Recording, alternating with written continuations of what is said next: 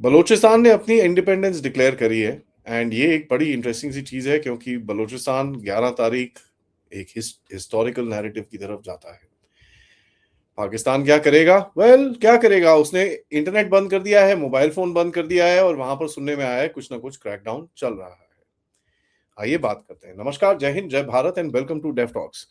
मेरी तरफ से मैं तो बड़ी क्लियरली बोलता हूँ कि भाई बलोच भाइयों-बहनों को अपने इंडिपेंडेंस की बहुत-बहुत शुभकामनाएँ।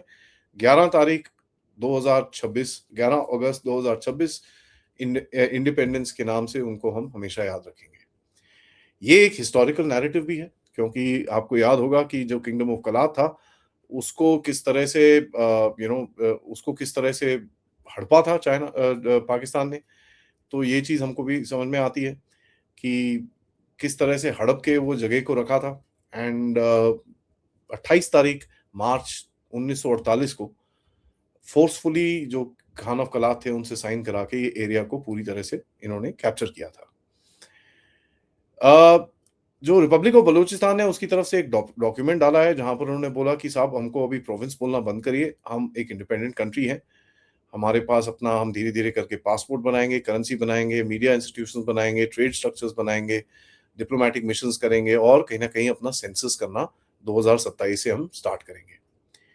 देखिए, ग्राउंड रियलिटी तो कुछ ऑब्वियसली बदलती नहीं है, बट एक पॉलिटिकल डिक्लेरेशन जो होता है, ये बड़ा इंपॉर्टेंट होता है।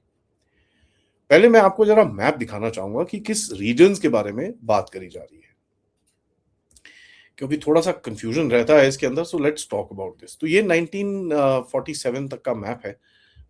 करंट बाउंड्री ऑफ पाकिस्तान ये 47-48 का यू कैन इमेजिन ये ऑलरेडी ले चुके हैं। ये यूएस गवर्नमेंट की तरफ से मैंने मैप निकाला है। ठीक है? तो हमको देखना चाहिए how do they perceive it. तो इसको ज़रा ध्यान से इस एरिया को देखें। ये जो आपके डिस्ट्रिक्ट्स हैं, ये जो चीफ कमिश्नर्स प्रोविंस और इसके अंदर क्वेटा इसका कैपिटल होता था। ये सेमी डायरेक्ट ब्रिटिश रूल के हिसाब से चलते थे। यहाँ पर लोकल वो वॉरलॉर्ड्स को रखते थे एंड ये एक जो लाइन थी, this was the division between Baloch and Pashtun. ठीक है जी? तो ये वाला जो रीजन था, वो नीचे से बलोच हो जाता था, ये वाला ऊपर का पश्तून हो जाता था और इस तरफ पंजाबी बैठते थे। क्वेटा उस लाइन पे पड़ता था, तो तभी भी आज भी आप देखेंगे कि बलोच और पश्तून के बीच में क्वेटा के बारे में कभी भी कोई वो नहीं हुआ। अब क्वेटा के साउथ में जो जगह आती है, एक मस्तंग करके इस जगह पे टाउन आता है, यहाँ से ऐसे करके रोड्स एक एक इस तरफ जाती है, एक नीचे आती है, एक इस तरफ आती है और एक कराची की तरफ जाती है। ठीक है? वो ऐसे करके कराची की तरफ सक्कर के होते हुए इधर से कराची की तरफ आती है। तो ये मस्तंग वाला एरिया है, मस्तंग उसके बाद तुर्बत और ये पूरा तुर्बत इस तरफ आ जाता है, तो मस्तंग से तुर्बत तक ये जो पूरा एरिया है, इसके अंदर काफ़ी इनकी ठुकाई होती रहती है। ये 47 में Gwadar was part of Oman और अगर आप देखें किंगडम ऑफ कलात के साथ ये जो पूरा रीजन है, खरान जो होता था, ये भी इसका पार्ट होता था। Makran used to be you know like that and Lasbela का जो रीजन था, वो भी इधर पे ही था। सो ये पूरा ज्योग्राफी है जिसके बारे में ये लोग आज बात करते हैं and they want to basically get their area back into their hands.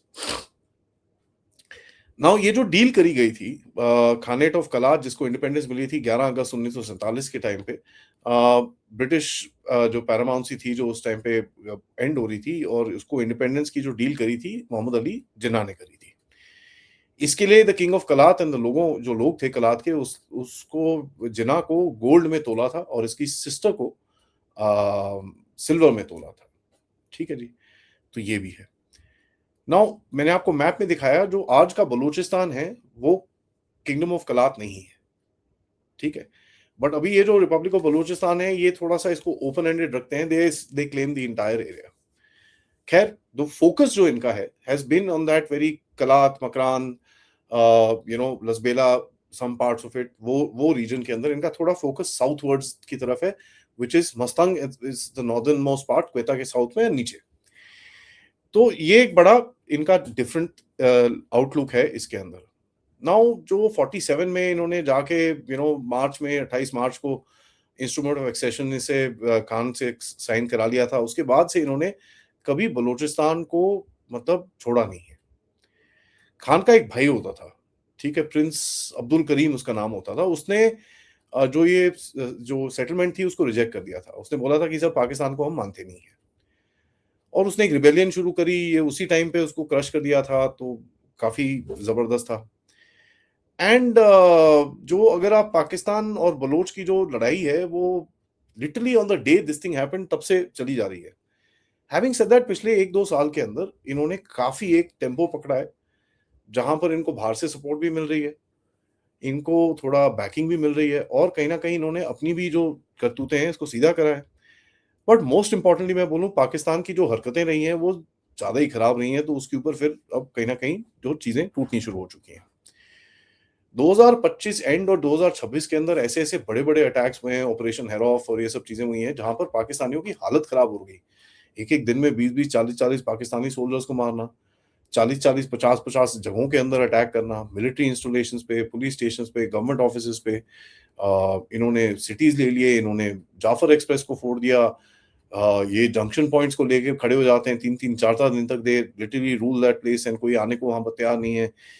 Pakistan का ग्राउंड मूवमेंट का सिचुएशन बहुत खराब है, बिकॉज़ पाकिस्तान के ट्रूप्स वहाँ पर खुले में नहीं घूम पाते, because they attack the roads, and road के ऊपर रात को स्पेशली इनका पूरा कब्ज़ा रहता है। एयर में भी fast air which is fighters and all that Pakistanis can fly, but helicopters पिछले 1-2 महीने के अंदर इन्होंने 2-3 हेलीकॉप्टर्स इनके गिराए हैं। पाकिस्तानियों के ड्रोन्स भी गिराए हैं यहाँ पर।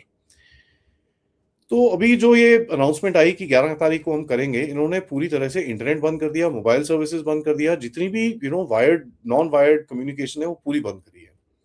खैर सैटेलाइट तो फिर भी चलता है, so पीपल आर कनेक्टेड, ऐसी बात नहीं है। बट 2026 में क्वेटा, ग्वादर, नोशकी, ये पूरे रीजन के अंदर मेजर सिक्योरिटी ऑपरेशंस करने की कोशिश करी थी। उस टाइम पे इन्होंने फिर से ऐसे ही बंद किया था। देखिए, आप पाकिस्तानी कोशिश काफ़ी करेंगे कि भई इस चीज़ को रोका जाए।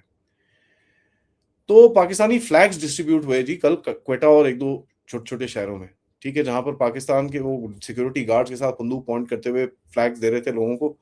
अब देखिए, किसी को फालतू में पंगे लेने तो नहीं है, तो वो ले लेते हैं, चलो ठीक है, रख लो अपने पास, हुआ कचरे में फेंक दिया वो अलग चीज़ है। बट जो अभी जो जिस तरह का प्रोजेक्शन किया जा रहा है कि भाई all everybody is rejected the flag, well yeah fair enough, they are, but डर तो फिर भी है, right? So there is that very thing which is very, very important. Now ये लोग बोलते हैं कि भाई हम एक आर्मी बनाएँगे व्हिच इज़ अबाउट 5 लाख लोगों की, एंड कहीं न कहीं हम लोगों को इकट्ठा करेंगे, हम रिसोर्सेज़ हैं हमारे पास, हम दुनिया को बोलते हैं आके हमारे साथ ट्रेड करिए, हमारे पास कॉपर है, गोल्ड है, और ये सब चीज़ें हैं। और पिछले कुछ समय में इन्होंने क्या करा है कि पाकिस्तान की जो ये जो क्या नाम है, ये जो मिनरल्स ट्रेडिंग की कोशिश करते हैं पाकिस्तान, इसको करने नहीं दी है।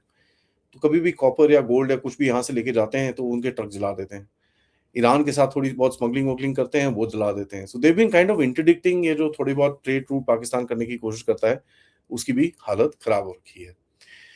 अब बलूचिस्तान जो मैप पाकिस्तान ने बनाया हुआ है, दैट इज़ 44%। अब आसिम मुनीर बोलता है भैया उसको भी 3-4 हिस्सों में तोड़ देंगे तो बलोच को कोई फ़र्क नहीं पड़ता इससे, ठीक है? तो 44% एरिया, अगर आप जो एक्जिस्टिंग मैप है बलूचिस्तान का उसको देखेंगे, तो that's a huge land area of Pakistan. कई लोग बोलते हैं 6% पॉपुलेशन है, कई लोग 7%, कई लोग 8%, कई लोग 10%, whatever. I mean it's a very weird number.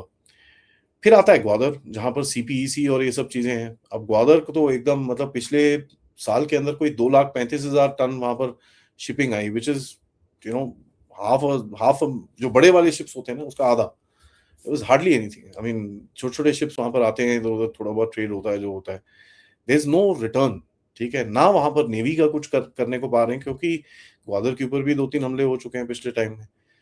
Pakistan ने काफ़ी मिलिटराइज़ करा है इस चीज़ को, but now they are facing the brunt of it. And कहीं न कहीं जिस तरह से Pakistan is trying to suppress it, उससे वो जो काउंटर नैरेटिव है वो ज़्यादा निकल रहा है, right? So it's not something which is easy for the Pakistanis to handle as well, because ये इनके हाथ से निकल चुका है। इन एनी केस ये चीज़ हमको हमको बात करनी थी, तो मैंने आपके साथ ये डिटेल सामने रखी। इसके ऊपर आई थिंक मनीष जी के साथ थोड़ा-सा और हम बात करेंगे। बट तब तक रिक्वेस्ट है, वीडियो को लाइक करिए, सब्सक्राइब करिए, and share this with your friends and families, end of course if you can please do support the channel. QR या पेपैल या सुपर स्टिकर, सुपर चैट से आप सपोर्ट कर सकते हैं। मिलते हैं थोड़ी देर में, तब तक नमस्कार, जय हिंद, जय भारत।